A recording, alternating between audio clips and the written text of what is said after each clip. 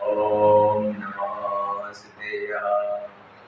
ओम नमः शिवाय। मंगलमय मंगलकरण वेदरागि विज्ञान नमो ताहे जाते वै हरिहंतादिमा हरिहंतादिमा नमन चरण में करे रहे अनुनय से करियो कदम बढ़ते चले मोक्ष महल की ओर मोक्ष महल की ओर। और अनंतानंद श्री परमेष्ठी भगवान की जय। और एक गजारा श्री आदिनाथ भगवान की जय। और एक गजारा श्री पार्श्वनाथ भगवान की जय। और एक गजारा श्री महावीर भगवान की जय। आचार्य गुरु श्री विराग सागर जी मुनि महाराज की जय। आचार्य गुरु श्री विशल सागर जी मुनि महाराज की जय हो। अहिंसा वही जैन धर्म की जय हो। क्षमा वाणी महाप्रभु की जय हो। चलिए परम पूज्य शेखारी गुरुदेव छिल्लर रत्न सुपान विभूर सागर जी मम्मी राज की जय। अब बात ना हो क्षमा वाणी पर्व है। संसार में क्षमा सबसे बड़ा धर्म है।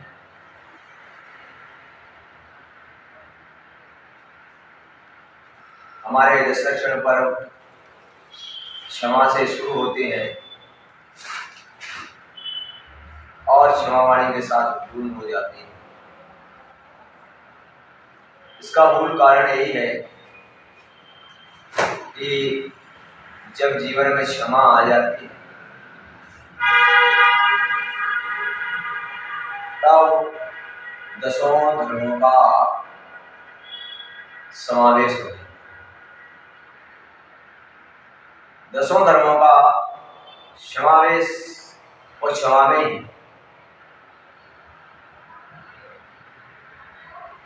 और इसीलिए आचार्य कहते हैं कि क्षमा से शुरू होता है और क्षमा पर जाके हो। क्षमा क्या चीज है? आचार्य कहते हैं अनादि काल से लेकर हम पर को क्षमा करते चले आए और वर्तमान में भी यही है। लेकिन आज तक अपने आप को क्षमा नहीं। जिस दिन हम अपने आप को क्षमा कर लेंगे, अपने आप के अंतरंग में क्षमा आ जाएगी, तब जाकर हमारे अंदर उस तीर्थंकर प्रभु जैसी क्षमा प्रकट हो जाएगी, जो केवल मनुष्यों को ही नहीं, हमारे आचार्य कहते हैं मात्र मनुष्यों से नहीं, आचार्य तो कहती नहीं सभी जीवों से क्षमा, सभी जीवों को क्षमा करते हैं, सभी जीवों से क्षमा मांगते हैं। ऐसे हमारे तीर्थंकर प्रभु हैं जो सबको क्षमा, सब पर दया, सब पर क्षमा भाव है। ऐसी क्षमा तब आएगी बंधुओं, तब हम अपने आप को क्षमा,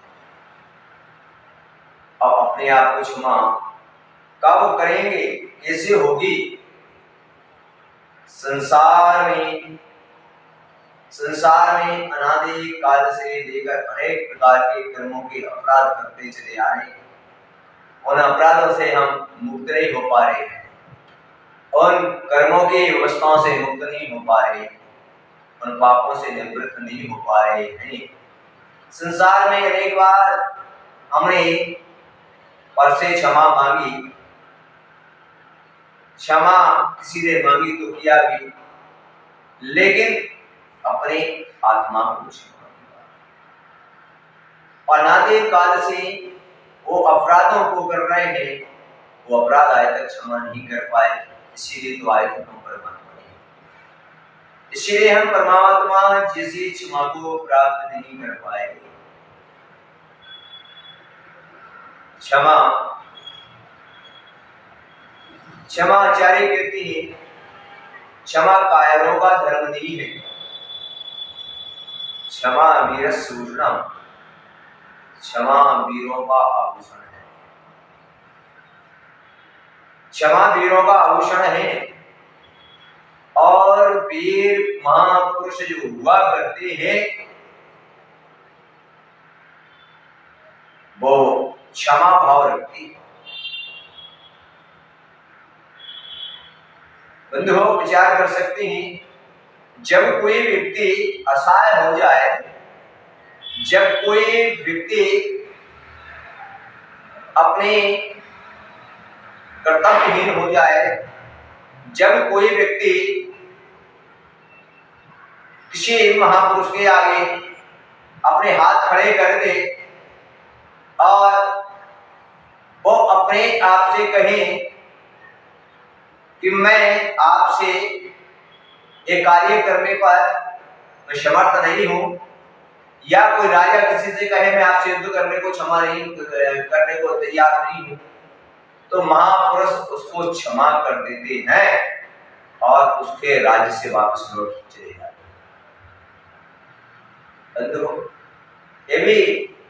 ये भी क्षमा है।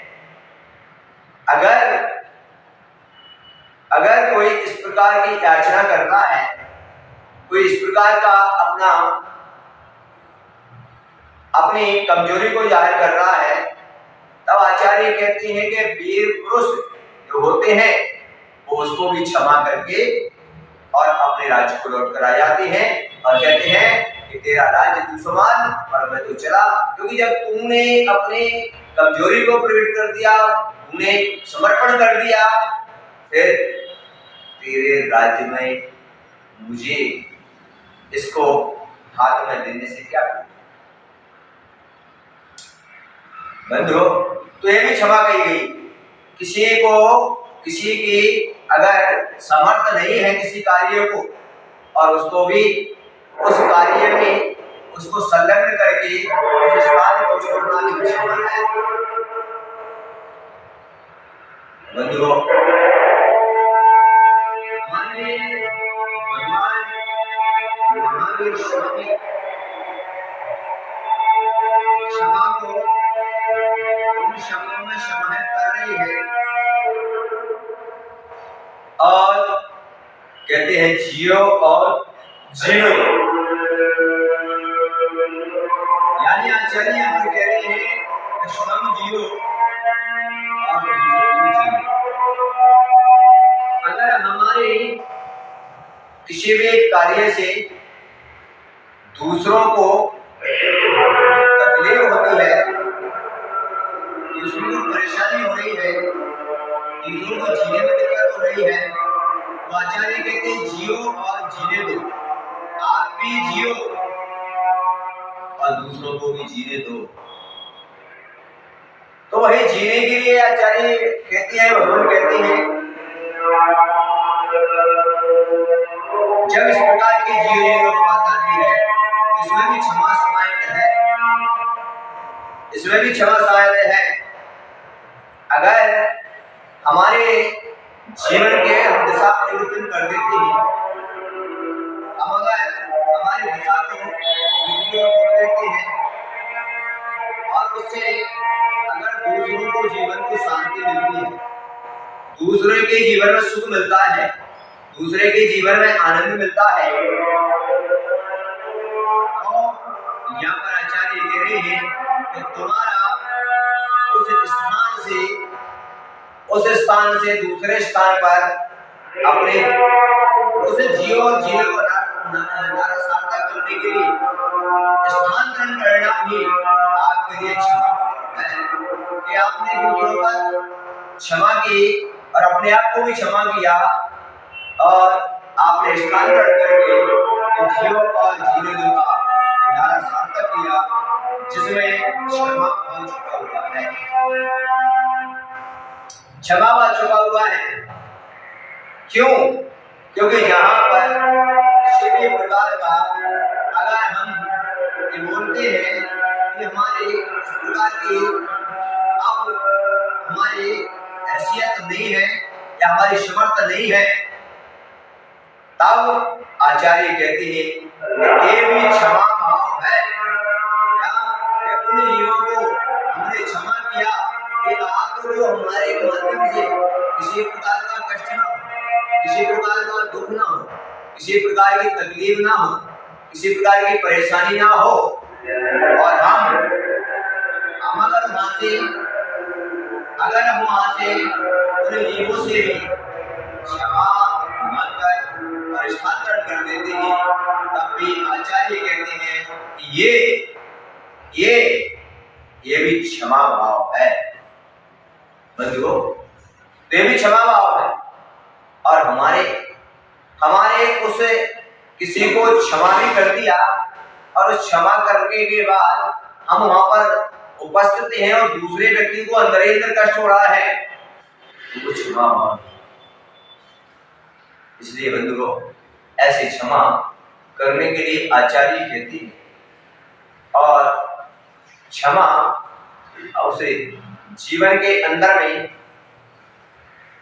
क्षमा का भाव जब आ जाता है तो क्या हो? वैसे भी कहा गया है कि गलती पर करे गलती उसे शैतान कहती है, गलती पर करे गलती उसे शैतान कहती है, गलती छोड़कर करे गलती उसे हैमान कहती है, और जो गलती छोड़ देता है उसे इंसान कहती है, जो गलती छोड़ बैठा है उसे भगवान कहती है, उसे भगवान कहती है। संसार के अंदर में, जीवन के अंदर में कुछ ऐसे व्यक्ति हैं जो गलती करते हैं, फिर क्षमा मांगते हैं, फिर गलती करते हैं, फिर क्षमा मांगते हैं, फिर गलती करते हैं, फिर क्षमा मांगते हैं। पूरे जीवन उनका यही चलता है। लेकिन बंधुओं, कभी कभी होता ये है कि गलती हो गई, बोले अब मैं गलती नहीं करेंगे, फिर शुरू कर दी, बोले अब गलती नहीं करेंगे, फिर शुरू कर दी। अभी भी उसके अंदर में कुछ,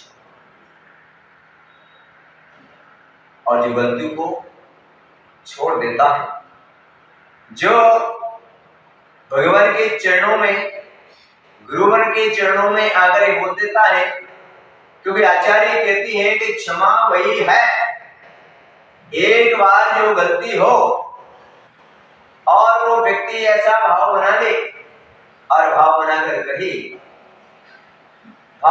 अगर वो कहे कि ये गलती मैंने अब भी, अब पूरे जीवन पर्यंत गलती नहीं होगी मुझसे और नहीं करेगा, तो समझ लेना कि उसके अंदर में वो इंसानियत क्षमा प्रकट हो जाए। वो इंसानियत की क्षमा जब प्रकट हो जाएगी तब वो इंसान के रूप में परिवर्तित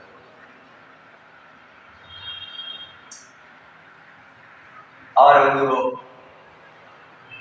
वास्तव में तीर्थंकरों की जो क्षमा है वो तो ये है कि सभी सठ काय के जीव, और तुमने निर्गंत साधुओं को भी, तुमने देखा है साधुओं को भी कि वो भी सुबह और शाम प्रतिक्रमण करती है, और प्रतिक्रमण करते समय वो पढ़ते हैं, रोज करते हैं, सुबह शाम करते हैं, और कहते हैं खम्मानी सब जीवाराम सब जीव तू, यानी मैं सभी जीवों को क्षमा करता हूँ और मैं सभी जीवों से क्षमा मांगता हूँ।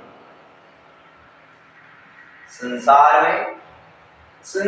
में मुझसे किसी भी जीव की, किसी भी जन्म में, किसी भी जीव की किसी की विराधना हुई हो, किसी अपराध हुआ हो, किसी का किसी प्रकार का दर्द हुआ हो, किसी प्रकार की किसी बात हुई भी हो, तो सुबह और शाम दोनों टाइम प्रतिक्रमण करती है, और वो प्रतिक्रमण करने से वो अपने लगे हुए समस्त दोषों से मुक्त हो जाए। क्यों? इसीलिए कि उनसे कोई क्षमा नहीं मांग रहा। क्या सभी लोग उनसे क्षमा मांगते? नहीं मांगते, फिर भी वो सबको क्षमा करते, सबको क्षमा करते। यही तो महापुरुषों की पहचान। हमारे शास्त्रों के अंदर आप देख सकते हो, विचार कर सकते हो। एक ने उपसर्ग किया, सैनिक ने यशोधर मुनिराज के गले में सर्प डाला और चेला ने उसी को दूर किया। जब आंख खुलती है तो दोनों को आशीर्वाद मिला। बंधुओं, कभी भी ध्यान रखना, हमारे जैन संत जो हुआ करते हैं उनके पास अनेक प्रकार की रिद्धियां सिद्धियां होती हैं। तीर्थंकर जैसी भक्ति के पास अनेक प्रकार देव उनकी रोग सेवा में हाजिर रहते हैं, लेकिन कभी क्षमा भाव रखती है, कभी किसी दूसरे के अहित के लिए कभी इस प्रकार का भाव नहीं। वो स्वयं कष्टों को झेल लेते हैं, स्वयं तकलीफों को झेल लेते हैं, लेकिन किसी को कभी कुछ नहीं बोलते। पार्श्वनाथ भगवान को उपसर्गों में, लेकिन उन्होंने कभी भी भाव नहीं रखा, उन्होंने भाव नहीं रखा। सोच, ऐसा क्षमा भाव हमारे इस जीवन में कब आएगा बंधु? तब आएगा तब हम दूसरों को क्षमा करने से पहले स्वयं को क्षमा, और दूसरों से क्षमा मांगने से पहले स्वयं से क्षमा। और क्षमा को तो अपने आप की आलोचना करती है। मैं बहुत बड़ा स्वयं अपराधी हूँ, मैं बहुत बड़ा स्वयं पापी हूँ, मैं बहुत बड़ा स्वयं, इस प्रकार का जो चिंतन करता है, विचार करता है, वो स्वयं को उस आत्मा की क्षमा की ओर है। आज परंपरा दुनिया में चल गई है, और परंपरा में चलने पर इस परंपरा को लेकर हम सभी लोग क्षमा वाणी मनाते हैं, लेकिन क्षमा वाणी कहाँ है हमारी? हमारे वाणी में क्षमा कहाँ आया? हमारे वाणी में मिठास कहाँ आई? हमारे वाणी के अंदर में, हमारे हृदय में वो कहाँ आया? वो क्षमा वाणी के दिन भी अब हमारे भाई से जब झगड़ा हो गया, उसे गला मिलना नहीं चाहे, उसे क्षमा मांगना नहीं चाहे। कहाँ? अभी अपन क्षमा वाणी मनाते हैं, सारे देश में क्षमा वाणी पर बन रहा है। ऐसे कितने क्षमा वाणी के मंच हैं, जिन मंचों पर जाकर अपने अंदर जो कसाय भाव, अपने अंदर जो बुराई का प्रकरण है, अपने अंदर जो एक दूसरे के प्रति ईर्षा भाव चल रहा है, एक दूसरे के प्रति जो मान भाव चल रहा है, मान कसाय चल रही है क्या? और उस कसाय के कारण से हम एक दूसरे के साथ चलना नहीं चाहते, एक दूसरे के सामने झुकना नहीं चाहते, एक दूसरे के साथ धर्म करना नहीं चाहते, एक दूसरे के साथ बैठना नहीं चाहते, एक दूसरे के साथ भोजन करना नहीं चाहते, एक दूसरे की शक्ल देखना नहीं चाहते। इस प्रकार की प्रवृत्ति हमारी बनी हुई है। और क्षमा वाणी के मंच जब बनाते हैं, उस मंच पर जाकर भी हमारे इस प्रकार के भाव रहते हैं, हमारे वहां पर भी ये भाव आते हैं, वहां पर भी ईर्षा भाव हो रहा है, वहां पर भी अपनापन नहीं आ रहा है, वहां पर भी तेरा मेरा चल रहा है, वहां पर भी हमारे लिए इस प्रकार की, तब जाकर मन में विचार आता है कि औपचारिकता क्षमा का प्रकरण हम बनाते हैं। क्या करते हैं? उसमें जाएंगे, जाके उस मंच पर क्या करेंगे? हम उस मंच पर ना गले मिलेंगे, ना एक दूसरे का देखेंगे कि इसकी इतनी समस्या चल रहा है, इनका झगड़ा चल रहा है, इनका ईर्ष्याभाव चल रहा है। उस मंच पर, धार्मिक के मंच पर, क्षमावाणी के मंच पर जाकर भी एक दूसरे एक तरफ बैठ जाते हैं, एक तरफ, और यहाँ पर भी ये भाव चलता है मुझे क्या करना है। वो मंच पर चला गया, मैं नहीं गया, वो कार्य कर रहा तो मैं नहीं करूंगा, वो ये कर रहा तो मैं ये नहीं करूंगा, वो ये कर रहा तो कहाँ क्षमा आया। जब हमारे अंदर इस प्रकार के भाव चल रहे हैं, तेरा मेरा चल रहा है, ईर्ष्या भाव चल रहा है, क्या वहां क्षमा बड़ी औपचारिकता क्षमा बड़ी, और औपचारिकता क्षमा वाणी से कभी आत्मा में क्षमा नहीं आएगी, ये बहिरंग क्षमा है बंधु। तब तक हम इस सब चीजों को आत्मा की क्षमा में नहीं लाएंगे, अपने आप को क्षमा नहीं करेंगे, उस मंच पर जाकर एक दूसरे से गले नहीं मिलेंगे, उस मंच पर जाकर हमारे किए हुए दुष्कर्म क्षय नहीं करेंगे, हमारे कई प्रकार के व्यवसायों का समन्वय नहीं करेंगे, तब तक वो क्षमा वाणी बनाना आसान है। इतने समय से तो मनाते आ रहे, इतने समय से मना रहे हो, मनाते भी रहे, लेकिन क्षमा आया तो नहीं आया। विचार ऐसी क्षमा भाव जब हमारे अंदर प्रकट हो जाएगा बंधु, ध्यान रखो, जिस प्रकार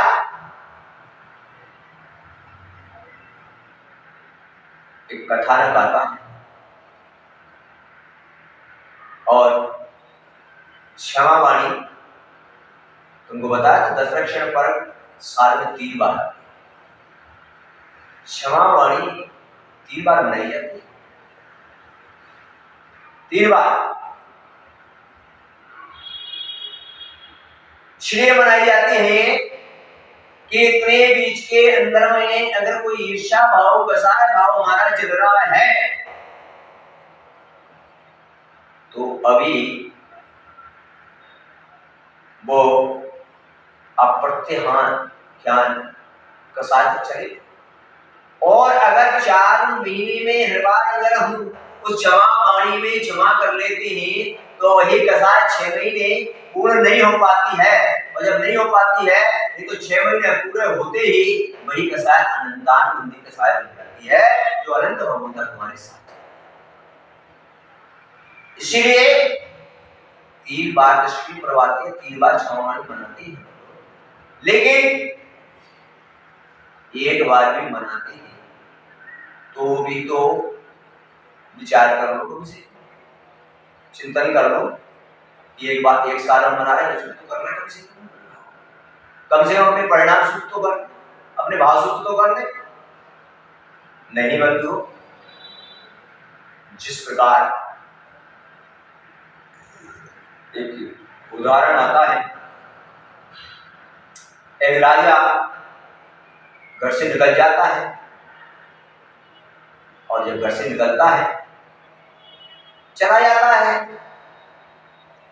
और एक रास्ता भटक जाता है, बड़ा परेशान होता है, 12-1-2 बज जाती है, भूखा प्यासा उधर ऐसे तैसे करके रास्ता मिल जाता है, घर पर आ जाता है, और घर पर जब आ जाता है तो भोजन करने बैठता है। अब भोजन करने बैठता है, थाली लग जाती है, और जैसे थाली लगता है भोजन करने बैठता है, उधर एक बंदर आके सारी थाली को ले जाता है, सारा भोजन ले जाता है। राजा भूखा कम पड़ेगा, राजा ने विचार किया, सोचा कि आज नहीं, सुबह सुबह किसका शकल देखा, किसका मुंह देखा, जिससे कि आज सुबह से परेशान था। उधर जंगल की तरफ गया तो रास्ता वहां 2-4 घंटे परेशान था, घर पर आया भोजन करने बैठे तो भोजन नहीं मिला। उसके मन में विचार आया, और विचार करने के बाद उसने सोचा, विचार किया, चिंतन किया, चिंतन करने के उसके ध्यान में आता है, चिंतन में आता है, विचार में आता है, और सोचता है सुबह सुबह मैंने कंजूस से का राजा तो राजा है, राजा ने तुरंत कहा प्लीज बुला के लाओ उस कंजूस से, जिसके का मुंह देखने पर आज मेरा यहाँ ना मेरे रास्ता भटक गया, ना चैन से हो पाया, ना चैन से भोजन था वो किसने। मंजू सेठ को बुलाया, सेठ उपस्थित हुआ,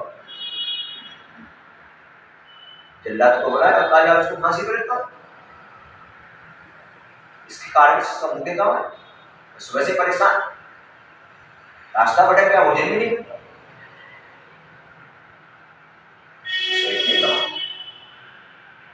सेठ ने कहा ये तो बताओ मेरा अपराध क्या है, किस बात पर मुझे फांसी दी है? राजा ने कहा अपराध क्या है? ये सुबह सुबह की दिशाशंकर थी, तुम रास्ता भटक गया, 4 घंटे जंगल में परेशान रहा होकर, और जब लौट कर आया घर पर थका हुआ है, यहाँ पर परेशान, भोजन करने बैठा, अंदर भोजन छीन के दे। इस शकल सुबह सुबह देखी, तब उस कंजूस से बड़ा समझदार था। सेठ ने कहा राजा साहब, मेरी शकल देखने पर तुम 4 घंटे परेशान रहे, तुम्हें भोजन की प्राप्ति नहीं हुई, और मैंने भी तो सुबह सुबह तुम्हारी शकल देखी, तुम्हारी शकल तो और ज्यादा खराब, तुम्हें देखने तो मुझे फांसी की सजा मिली। राजा की मन में विचार आ गया, क्षमा भाव आ गया, उसने अपनी आंखों की क्षमा मांगा और उस व्यक्ति को भी क्षमा किया। बंधु को उसको क्षमा कर दिया और बोले जाओ।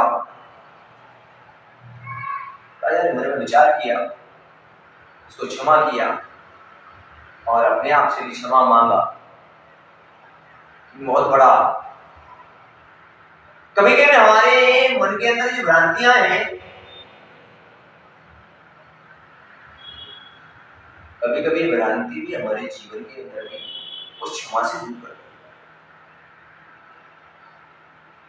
बंद हो, राजा ने उसको क्षमा किया, अपने आप से क्षमा मांगा, उससे क्षमा किया, और वो क्षमा एक दिन उनके काम आई, बहुत बड़े काम आए। और जब राजा के नगर में जब अकाल का समय आ गया, तब उसी सेठ ने राजा का खजाना भर दिया। राजा से कहा तुम चिंता मत करो, तुम्हारा खजाना तो क्षमा काम आया। ऐसी क्षमा और एक दूसरे के प्रति राजा का परम भक्त बन गया और उसकी भक्ति करने लगा। बंधुओं, कहने का तात्पर्य यह है, कहने का अभिप्राय यह है, और जीवन के अंदर में हम भी आज सारे देश में